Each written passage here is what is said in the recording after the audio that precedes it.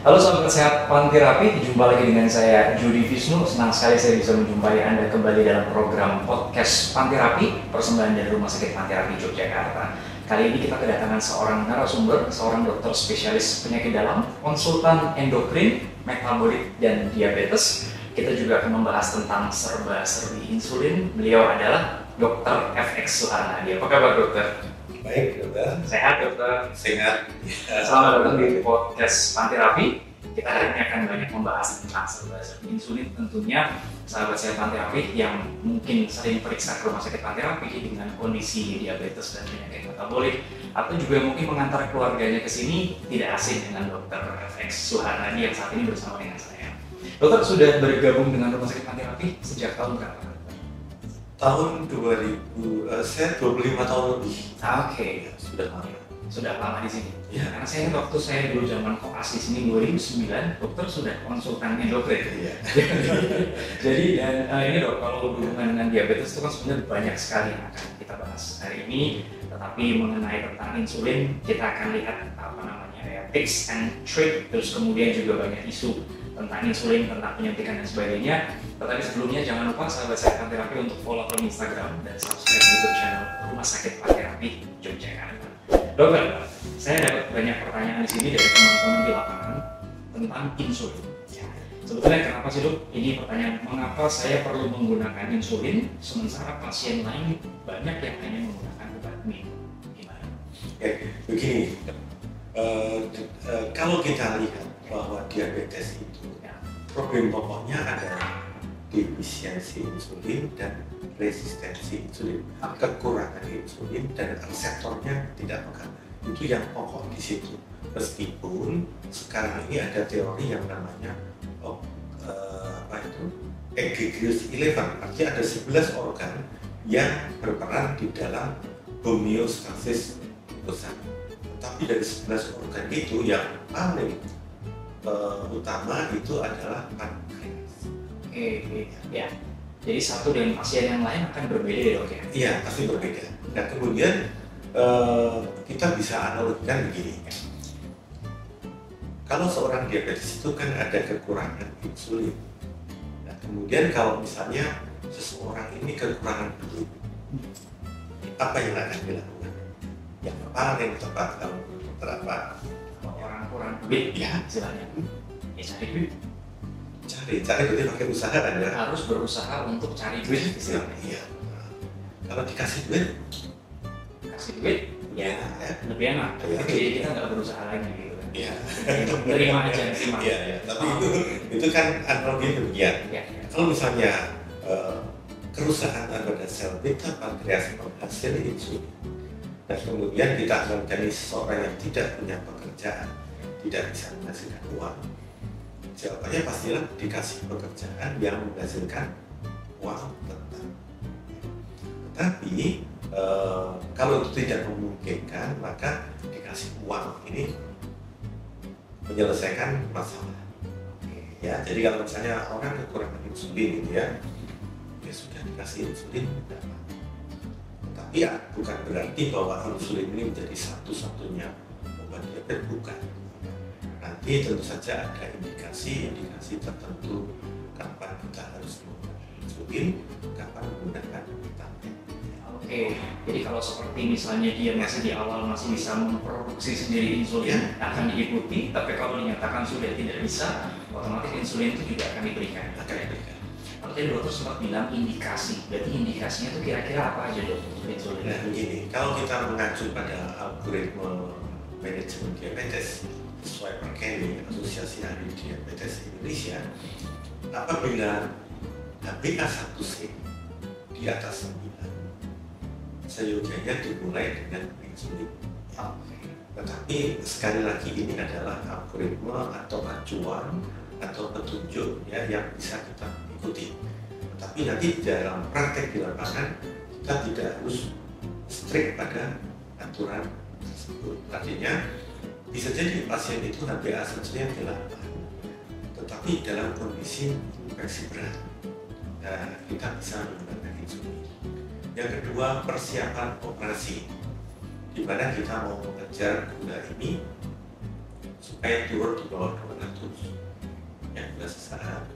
Kemudian pasien dengan stroke, infark miokard, ya. Kemudian pasien dengan pemberatan di dalam penyakitnya di ICU itu insulin adalah penting. Oke, jadi akan selalu ada kayak istilahnya term and conditions kapan dia diberikan insulin, sehingga kalau dibilang di sini pasien lain banyak yang pakai obat minum saja, sementara saya perlu insulin, itu kan berarti sudah ada assessment di awal ya? Iya, seperti itu ya. Meskipun dari awal HbA1c di atas 9 dan sebagainya, tapi kalau ternyata dia di 8, tapi ternyata dalam kondisi tertentu mereka membutuhkan, otomatis kita ikutin saran dari dokter yang merawat. Oke. Nah, kalau seandainya orang tanya, dok, menyuntikkan insulin, bagaimana cara menyuntikkan insulin yang tepat, dan kalau memang di rumah disimpan di mana? Ya. Jadi kalau untuk teknik menyuntikkan insulin ini, biasanya kita ada edukator diabetes atau perawat yang mengajari pasien bagaimana menyuntikkan insulin yang benar. Karena saya sendiri pernah mengedukasi pasien aja salah persepsi. Jadi pasien sudah saya kasih edukasi insulin, Bu, ini diputar pada dosis tertentu, kemudian dibuka tutup jarumnya, kemudian diinjeksikan di perut, ya. Sudah saya kasih contoh, ternyata keliru. Jadi tutup jarumnya nggak dibuka, ya. Jadi disuntikkan insulinnya berkurang, tapi gulanya nggak turun-turun. Nggak masuk ya? Nggak masuk kan? Kemudian ada juga pengalaman kita putar ke kanan sesuai dosis yang ditentukan, kemudian tusukkan ke perut, kemudian ditekan pakai jari supaya kembali ke 0. Nah, oleh pasien bukannya ditekan tapi diputar lagi ke kiri. Jadi insulinnya nggak berkurang, gulanya nggak turun. Jadi edukasi untuk injeksi insulin ini juga penting. Jadi selain dosis, juga edukasinya penting mengadministrasikan insulin ya, soal administer insulin di dalam tubuh. Betul. Kalau area posisinya disuntikan di beberapa area? Sebenarnya boleh di perut, bisa di perut. Jarak 1-2 jari di sekitar pusar ya, mau atas, bawah, kiri kanan boleh, atau putar searah jarum jam selang 1-2 jari. Urutan itu jangan pada satu tempat yang sama, karena pada satu tempat yang sama bisa terjadi penebalan lemak di situ. Jadi pada saat nanti nyuntik tadi di atas, nanti sebelah itu di sebelah kiri, sebelah kanan bisa gitu ya. Lalu kalau nyimpannya gimana? Nah, kemudian kalau tadi untuk injeksi selain di perut, bisa juga di paha, dalam, di lengan. Tapi kalau di lengan itu kalau nyuntik sendiri agak susah. Kecuali orang lain yang kan posisinya nyamping. Dan itu mesti tegak lurus terhadap bidang datar. Tegak lurus ya. Jadi nggak boleh miring 45 derajat, harus tegak lurus. Kalau miring berarti kedalaman kulit nanti tidak bisa tertembus oleh jarum. Maka ini tidak menjadi subkutan atau di bawah kulit, tetapi intrakutan. Nah, begitu intrakutan sakit. Jadi intrakutan bagian atas, subkutan di bawah, harapannya ada masuk ke subkutan. Kalau miring dia ternyata hanya di bagian atas, sakit dari dokter. Sakit dan akan ada gelembung, melentung lah ya orang-orang. Kemudian otomatis jadi nggak bisa masuk, sehingga dosis tidak maksimal, gulanya pun tidak turun. Kalau kemudian tadi ya, pennya itu pennya gini.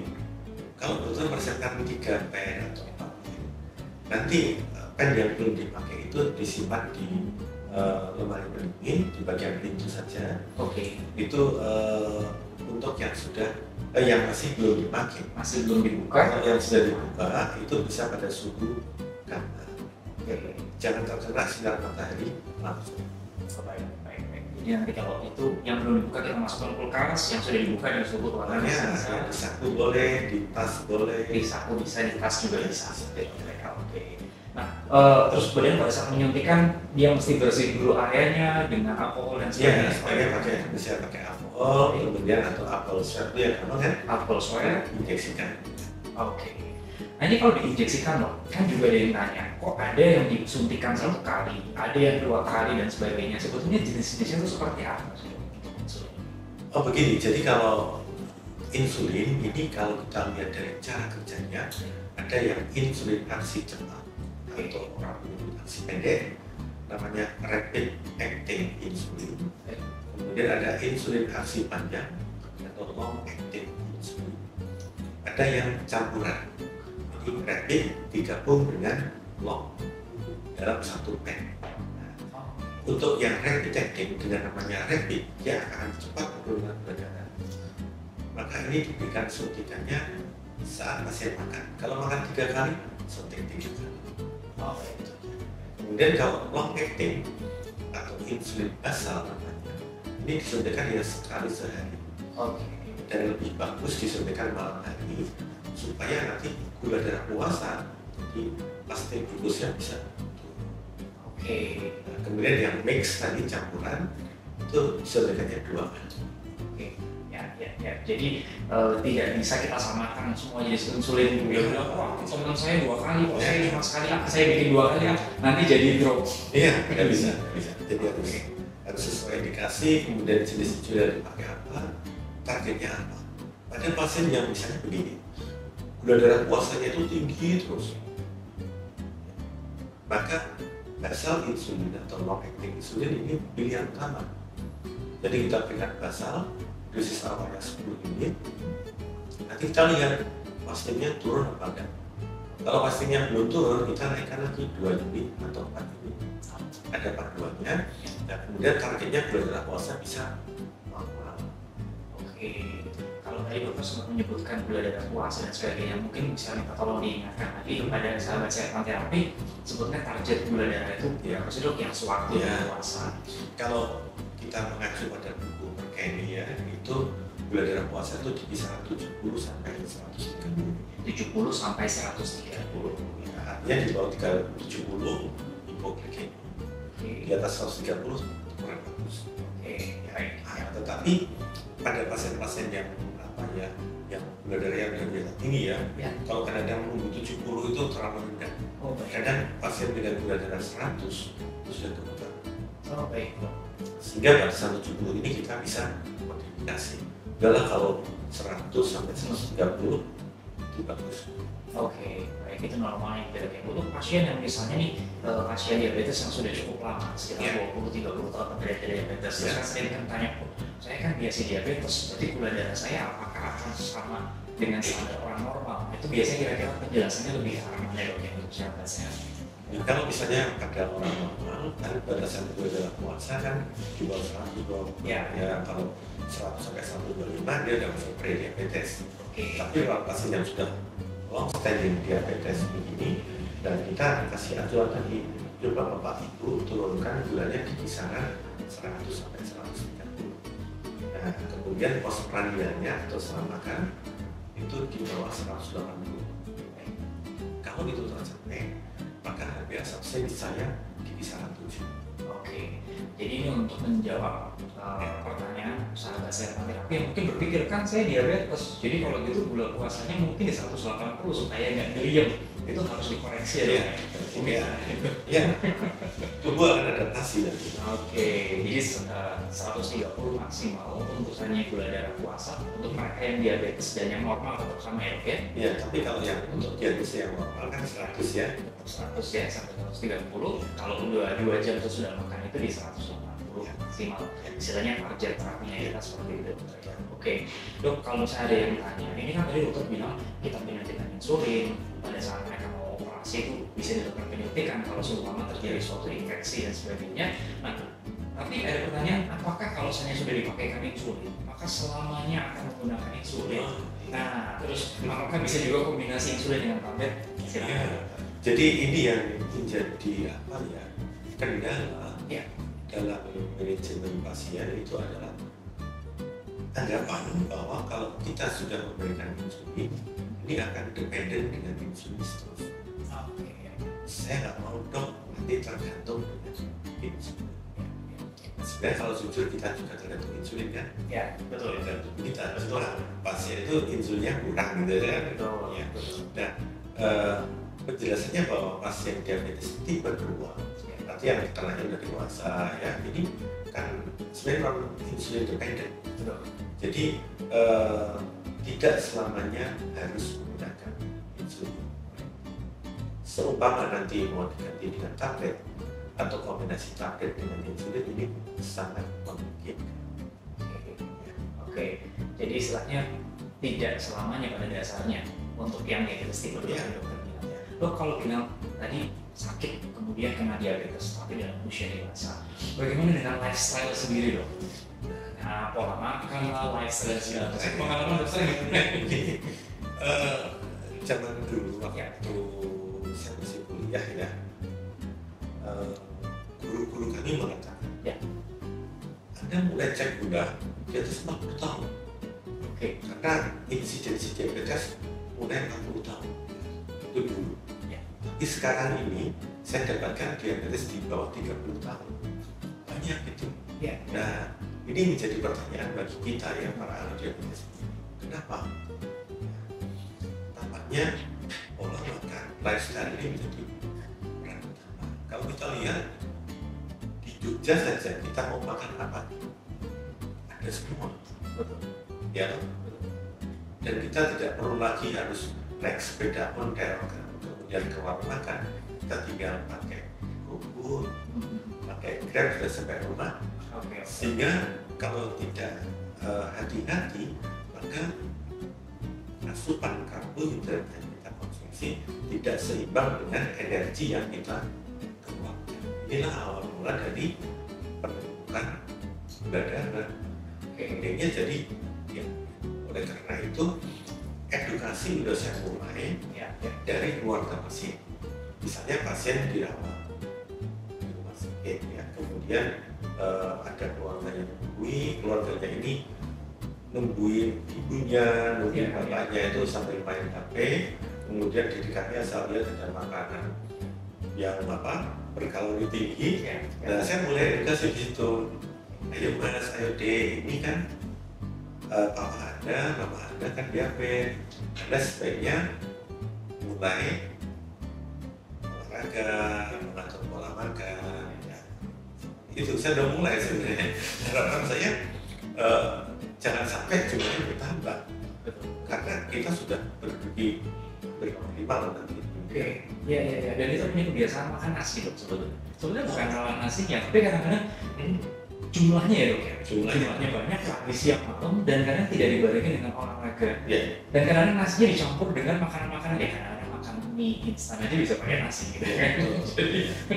Jadi tidak menghitung kebutuhan kalori harian yang tepat, sehingga begitu nanti sudah kena diabetes, nah baru jadi healthy lifestyle itu sesuatu yang penting. Kemudian juga ada pola makan yang diatur dengan baik, dan kemudian setelah itu ya kalau bisa ada medical check up dan sebagainya pun juga sesuatu yang sangat baik ya. Oke. Nah dokter, kalau ini kan dari podcast kita kali ini kita take tanggal 22 Februari ini 2024, ini kan nggak lama lagi kita akan masuk ke bulan Ramadan atau bulan puasa. Itu kalau penggunaan insulin saat berpuasa itu gimana? Oh gini, jadi kita lihat pasien kita menggunakan insulin yang mana nih contohnya. Ambil contoh insulin yang diberikan tiap mau makan. Jadi misalnya pasien diberikan insulin 3 kali 10 unit saat makan. Pada saat berpuasa, yang makan siang pasti hilang, jadi nggak berlebihan. Nah, yang makan sahur, ini kita lihat kalau makan sahur kan sedikit ya biasanya, karena bangun tidur makannya tidak akan segera. Nah ini insulin harus dikurangi antara 50-75%. Jadi kalau misalnya nyontek 10 unit, sotek aja 5 unit atau 6 pada saat sahur. Makan siang kan tidak ada. Kemudian buka puasa tetap 10 unit. Karena makannya biasa pada saat buka puasa. Bahkan kadang berlebih kan. Ya. Nah kalau menggunakan yang 3 kali sotek. Kemudian kalau yang menggunakan 2 kali ini, maka yang malam tetap biasa, tapi yang pagi dikurangi sama. Saya menggunakan mix, ya, yang namanya mix tadi ya, itu dikurangi tadinya 10 unit, kasih aja 6 unit. Yang kemudian yang sore tetap 10 unit, misalnya tadinya 10-10. Ya. Nah kemudian pakai yang long acting, misalnya pakai suntikan yang malam 10 unit ya. Kalau hanya insulin tok itu kita bisa kurangi dosisnya. Ya sama, saya sekitar 50 sampai 75%. Nah kalau kombinasi, misalnya malam diberikan insulin sekali suntik, pagi tablet. Nah ini kan konsepnya tadi insulin basal itu untuk menekan glukosa puasa. Sehingga kita bisa switch, kita ubah suntikannya diberikan pada saat sahur, obat tabletnya diminum saat berbuka puasa. Ya, tapi dosisnya juga dikurangi karena takutnya nanti hipoglikemi di siang hari. Oke, jadi akan selalu ada penyesuaian dosis ya. Maksudnya supaya ibadah tetap bisa jalan lancar, tapi juga kondisi badan juga tetap harus prima. Karena apalagi kalau kita tinggal di Indonesia, ini kan udaranya panas dan lembab. Ya, jadi alasannya karena udah rasanya panas, takutnya nanti jadi hipoglikemi kan terjadi kasus kegawat daruratan juga saat nanti terjadi seperti itu. Tapi harapannya dan di rumah sakit terapi juga kita selalu membuka kesempatan untuk seandainya mau ada apa istilahnya dok ya, konsultasi dokter, kemudian mungkin juga baik telemedicine kita juga masih memungkinkan untuk dengan perjanjian, sehingga bagaimana cara konsumsi obat, bagaimana cara penyuntikan insulin dan sebagainya, atau penyesuaian dosis atau dose adjustment bisa dilakukan sebelum persiapan untuk bulan puasa gitu ya. Nah dokter, untuk pertanyaan dari kita sekaligus menutup podcast hari ini, take home messages untuk pasien diabetes mellitus yang rutin menggunakan insulin. Take home message saya untuk pasien yang menggunakan insulin, usahakan mempunyai alat tes glukosa mandiri. Jadi self monitoring blood glucose. Jadi apakah proyek tiap hari? Tidak harus. Jadi nanti dicek tiap 3 hari sekali, kalau sudah stabil bisa seminggu sekali. Ambil sampel gula darah puasa ataupun yang 2 jam setelah makan. Untuk mengadjust dosis. Dan biasanya untuk pasien saya beri rumus. Jadi kalau gula darah puasa naik sekian, yang ini dinaikkan sekian. Kalau yang naik postprandial, yang ini dinaikkan sekian. Sehingga dengan mengedukasi pasien seperti itu, harapannya glukosa pasien bisa dikontrol secara mandiri. Pasien lebih tahu tentang cara penggunaan insulin dan mengetahui kondisi tubuh dan glukus dia dengan glukus mereka. Oke, dan kalau bisa buat catatan sendiri dok ya. Dan nanti kalau datang ke dokter bisa dipamerin ini loh catatannya dan lain-lain, sehingga kita bisa adjustmentnya lebih penting. HP yang dengan HP sudah ada aplikasinya. Biasanya tunjukin. Oke.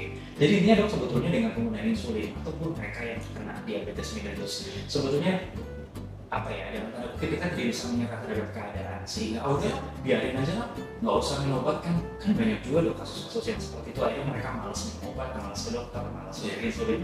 Padahal kalau kita dengar dari ceritanya dokter Suwardi tadi, kayaknya itu mengalir saja, sehingga kita bersahabat dengan kondisi itu dan menganggap insulin ya seperti vitamin yang akan kita konsumsi kan. Bahkan pasien diberikan keleluasaan, dikasih rumus kalau ini nanti naik, kalau ini nanti turun, menjadi dokter untuk diri sendiri gitu kan. Kadang-kadang pasien itu kalau dikatakan mengidap diabetes itu ya ada yang stres berat. Untuk menghibur mereka yang stres, saya bilang, Bapak Ibu gak usah takut, temannya banyak gitu. Dan kebetulan di rumah sakit terapi juga ada komunitasnya kan? Ada. Tiap minggu kami melakukan senam diabetes. Iya. Tiap minggu jam 7 sampai jam 8 ini ya. Itu ada komunitas diabetes namanya Persatuan Subunit DHP. Ini kita melakukan senam. Ternyata senam itu saya pernah melakukan pengamatan saja ya. Sebelum senam pasien kita cek gula darahnya. Kita tidak pandang apakah dari rumah sarapan atau tidak. Kemudian senam selama 45 menit. Di saat istirahat tidak boleh minum manis, tidak boleh minum teh pahit ataupun air putih. Setelah senam kita cek ulang dengan alat yang sama.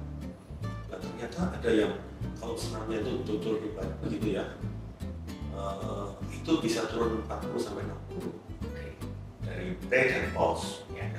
Ada ada juga yang cuma turun 10, turun 5 gitu.